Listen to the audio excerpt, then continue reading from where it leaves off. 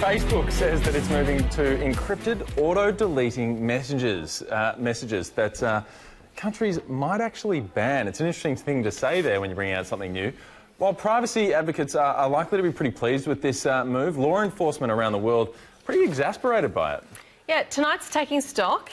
We're joined by Stephen Shearer, the digital CEO, who's the former CEO of Facebook, so some interesting, in Australia, some interesting insights there, and Jack Delosa, founder of The Entourage and host of Entrepreneurs on Your Money, which is on tonight as well. Now, this is, of course, I guess you'd have to say part of a broad strategic shift from a platform which has been plagued by the issue of privacy in all sorts of forms. Stephen, I've got to go to you first. How significant is this, do you think?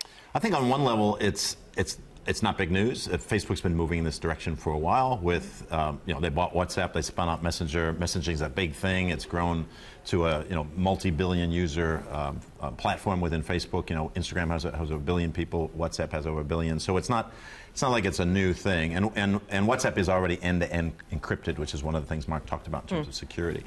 So it's been a big part of Facebook's portfolio for a while now. But on the other hand, it could be seen as a big deal because when you take it to its natural conclusion, it runs counter to Facebook's current business model, which is essentially news feed, where people spend most of their time on Facebook, which is based on people publicly sharing content, publicly making available what they're interested and not interested in and who they are. And Facebook uses that data to target ads. But this doesn't actually address that aspect, though, does it? Well, it does in a sense that if you took all of Facebook and made it end-to-end encrypted, end-to-end, which means nobody can see the messages. It basically, when you just to sort of demystify end-to-end encryption, basically means nobody can see what you're talking about. Okay. Not Facebook, not the police, nobody except you and the person receiving it. And if anybody tries to hack into that, they just get gobbledygook. They can't see what's going on. And the Facebook we have today is not like that. The Facebook today is open to the world. Anybody, you can go and you can search lots of people's profiles and see whatever's going on.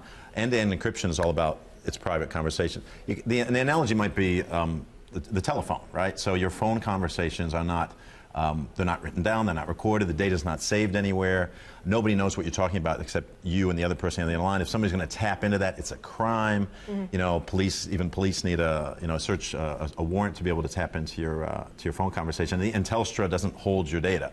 They don't know what you said in the conversation. That's essentially what Mark's talking about, is he wants to move all of Facebook's platforms in that direction. Now, that's a slow burn. That's not going to be overnight. It could be 20, 30, 40 years away. Who knows? And I think the news feed and the open Facebook won't go away. But what he's really saying is we're going to create another huge push into another type of messaging and communication and social media, which is private.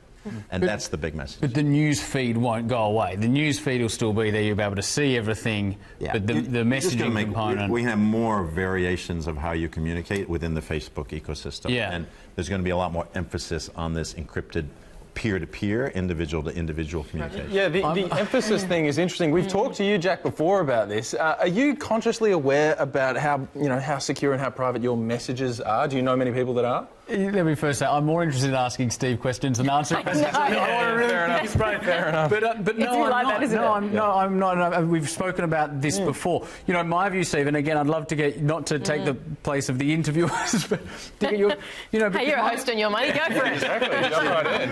My position is, unless and tell me if I'm wrong, but unless I'm a criminal or doing something wrong that I definitely don't want anyone to know, I don't know why Facebook would be interested, or anyone would be interested in my message. No one cares about the conversation I had with my girlfriend last week, or the fact I'm going to, a concert next week, and so I don't have any privacy concerns. Yeah. Is that misled, do you think? Look, that's many people's reaction. Like, hey, who cares?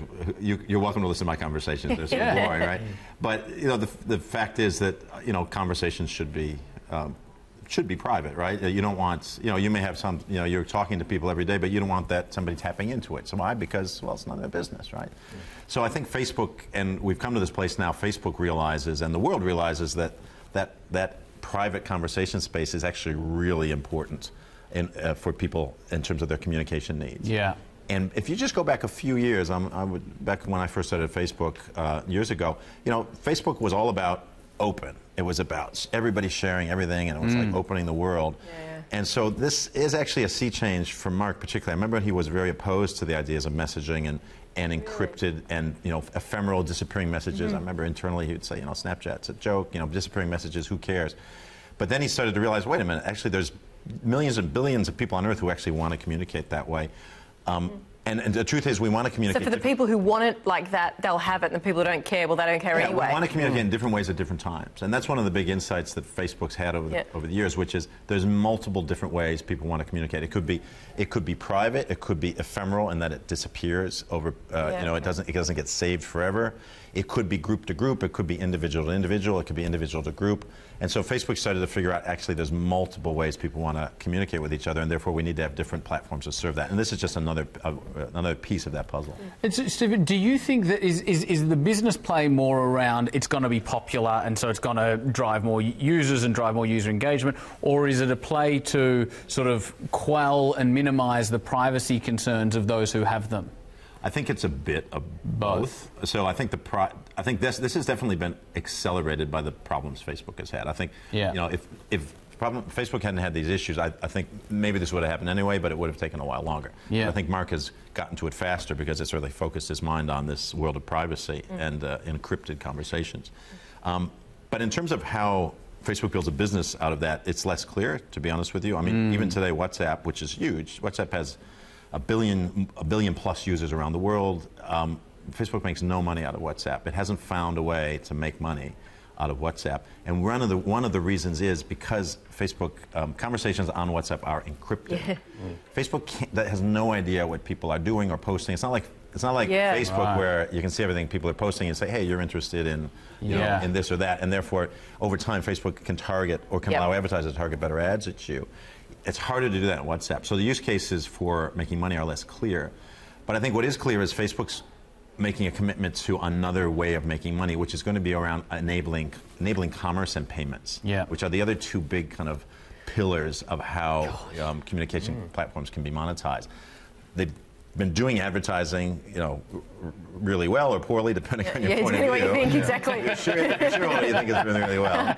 But Russia likes how it's all been going. But most people don't love ads. Let's face it, we kind of avoid them. But there's two other things. There's commerce that's enabling business to transact, and there's payments allowing money to flow. And those are two areas Facebook's been really trying to figure out and find ways of building a business around the past few years. If you look at Alibaba in China, which is kind of a Facebook equivalent, they do all this stuff already. Alibaba already has an all singing, all dancing offering around all these pillars. And so, in a sense, Facebook's kind of heading the same direction that Alibaba's already been. Well, we do know the world's changed a lot in the last few years. Sounds like Mark Zuckerberg's learned a few lessons from when you had those quite direct conversations with him. But of course, we're talking this week about, you know, the move towards, I guess you think about themes like the Me Too movement, and we've had a lot of International Women's Day events that people would have noticed this week. There were some interesting stats that came out that we noticed. 1 in 3 women aged 18 to 45 say they reckon they've missed out on some kind of professional opportunity because they are female. This was some research from Bumble that we were taking a look at today. You know, last week there was data suggesting pay parity is still decades away. So it's kind of part of this ongoing conversation about how the workforce can better provide parity and opportunity. And now, just to you, Jack, firstly, because I know you're doing a speaking tour at the moment, which is one of the things you do, and you're working with entrepreneurs and talking about business growth, I guess training them when it comes to business growth. How are you addressing those kinds of issues with the next generation of leaders that are coming through? Yeah, I think it's at an SME level. I think it's more about market feedback that one would get or a business would get when there's you know, obvious inequality. You know, for instance, if you put on an event today, you know, and you want 1,000 people to come to your event, but all of the speakers are male, the market's going to let you know about that, and they're going to be unforgiving on it. And so I think just having this conversation culturally and building awareness around it, there's kind of like this market feedback mechanism now where people expect equality, and I'm a fan of equality of opportunity as opposed to equality of outcome. I think there's a distinct difference there. But I think equality of opportunity has become front and centre over the last recent years. I do not disagree. This article says that, you know, that sort of equality of opportunity is 80 years away. I don't see that being true. I mean, I don't know how they've extrapolated the current data trends to get to 80 years, but I see it as we're at the beginning of a curve, and so it's going to move quicker. It's going to move a lot quicker. I think they were talking about executive pay parity in 80 years, but still decades and decades for general pay equality. It's an interesting one when you talk about the SME space as well. Stephen, you talk to a lot of CEOs. Is there anything out there that you think is working well when it comes to creating an equal opportunity playing field? I think, well, first I'm going to say about the results. I thought the results were pretty good. You know, I think it was 1 in 3 women said, I'm surprised it's that low.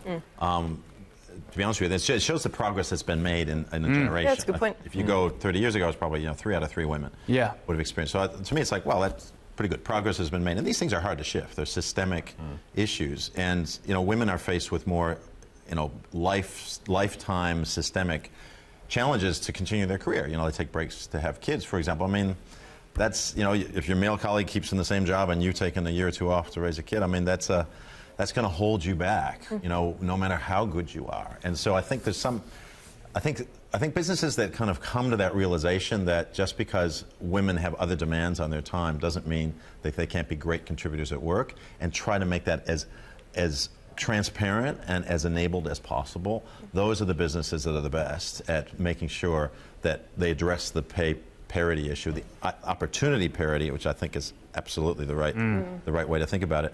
And they give the right support and recognition that the system that you might set up that you think is neutral actually isn't neutral, because it's been set up to kind of favor one type of contribution versus another. And so, for example, part-time work. You see this isn't all about mothers, but you see many mothers coming back to work, and they want to work part-time, but they can still. And the truth is, in the past couple of years, I've started working part-time. You know what? I'm probably more effective than when I used to work full-time. Don't they reckon over 40 no one should work more than 3 days a week? And, when I was at Facebook, I had some amazing mothers who had kids at home, and they were crushing it. They'd be there 4 days a week, and they were crushing it 4 days a week in a way that I didn't feel like I could do in 5 days a week. That's right. And to be able to enable that and to make it happen, to make sure they're recognized and rewarded, the best companies in the world are doing that. Speaking of working conditions, well, Domino's Pizza has released a list of things their drivers want you to know. This is a crazy list, and I'm going to put it out there. It's probably for the Uber drivers and the Deliveroo drivers, the riders and all of those guys. I reckon it goes the same. We've got a list for you of things they say that happen all the time.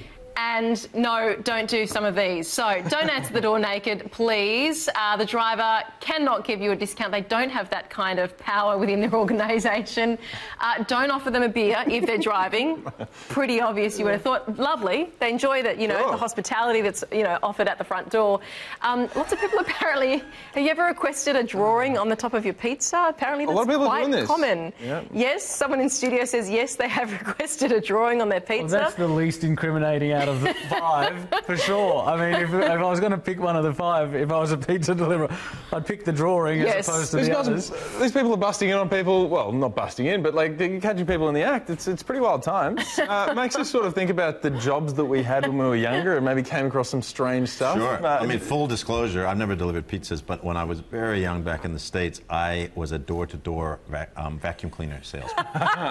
It's a good background. It's a good training ground. And, in the snowy New York winter, and you went, and at least with the pizza, they know you're coming. When you're selling door to door, back in the day, they didn't know you're coming, and so you knock on the door. So you find even bigger surprises than the pizza guy does. Oh, so that was the best one. I can't share. Okay, good. I saw some things that sort of shocked my 21-year-old eyes. He grew up very quickly that year. Yeah, exactly. It's a much longer list. The year that he went bald, poor Stephen. Shocked about it. Hey, thank you so much, guys. Chris, I think you used to work in a place till 3 in the morning. Flipping burgers on King Street, which our viewers in Melbourne will know all about King Street. I don't need to go into that. What happens there after midnight? It's pretty weird. At the age of 17 or something. Pretty impressive. Stay with us. Thank you so much, Stephen, Jack.